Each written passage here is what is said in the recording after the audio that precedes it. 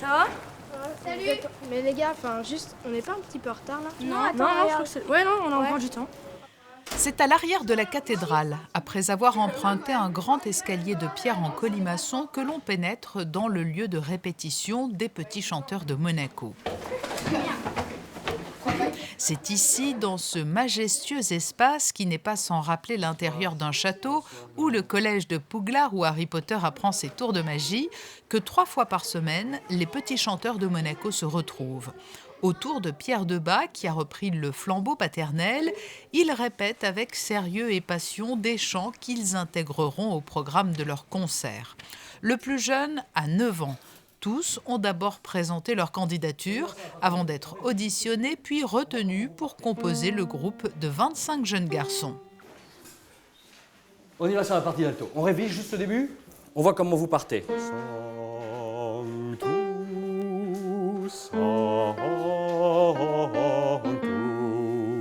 J'aime beaucoup cette idée d'un diamant brut. Tous ne sont pas musiciens. J'ai des enfants qui présentent leur candidature tout simplement parce qu'ils en ont entendu parler, parce qu'ils ont assisté avec leurs parents à un concert ou qu'ils ont un petit camarade qui en fait partie. Ils ne sont pas nécessairement musiciens, mais on n'est pas obligé de l'être. Après, ce qui compte, c'est la formation, voir ce que je vais pouvoir obtenir d'une voix. On revient au diamant, comment je vais pouvoir le travailler et le polir. Allez!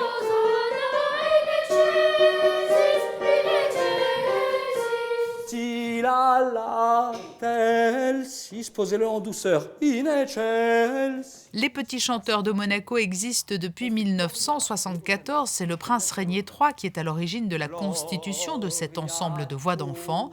L'expérience qui leur est offerte est unique. Moi, ça a été plus facile sûrement que les autres, parce que moi, j'ai fait de la musique avant.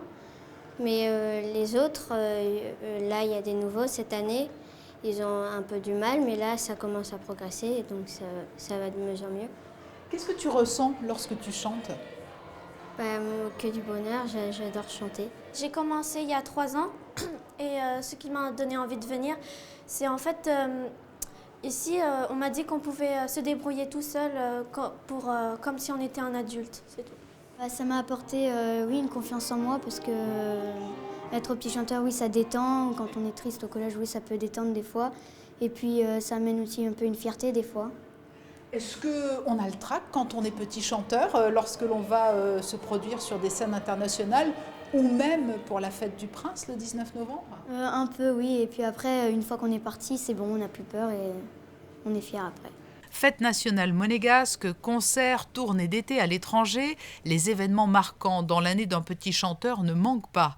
Certains sont devenus de véritables petits globetrotters grâce à cette mission d'ambassadeur. Le prince Régnier les surnommait comme ça. C'est vrai qu'il avait beaucoup d'affection. Il parlait toujours de mes petits ambassadeurs chantants.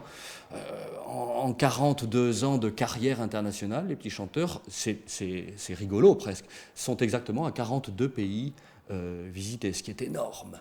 C'est absolument énorme en 4 décennies et grâce au soutien permanent du gouvernement princier à cette action, les petits chanteurs tournent comme les ballets et l'orchestre philharmonique et arrivent à être sur les scènes pour parler de Monaco et contribuer au rayonnement de la principauté de manière très fréquente et efficace. Alors c'est vrai, oui, il y a des grandes salles de concert, il y a des grandes cathédrales. Là, on vient de signer un contrat pour un concert à la cathédrale de San Francisco qui va être très, très intéressant avec le consul de Monaco là-bas.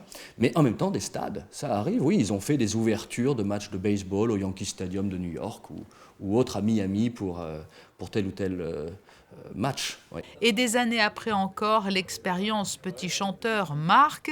Mathieu a fait partie de la troupe pendant 6 ans avant d'intégrer la section Jeune Voix d'Homme, puis la maîtrise. Il en garde des souvenirs impérissables et des amitiés inaltérables.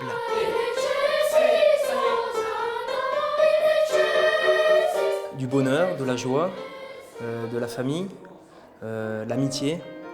On va dire, on a grandi ensemble lors des tournées. On est devenus d'abord des copains. De copains, on est devenus amis. D'amis, on est devenus frères. Donc on est, on va dire, un petit noyau comme ça, encore une petite dizaine, demi-douzaine, à se voir encore 1 fois, 2 fois par semaine, et comme des frères.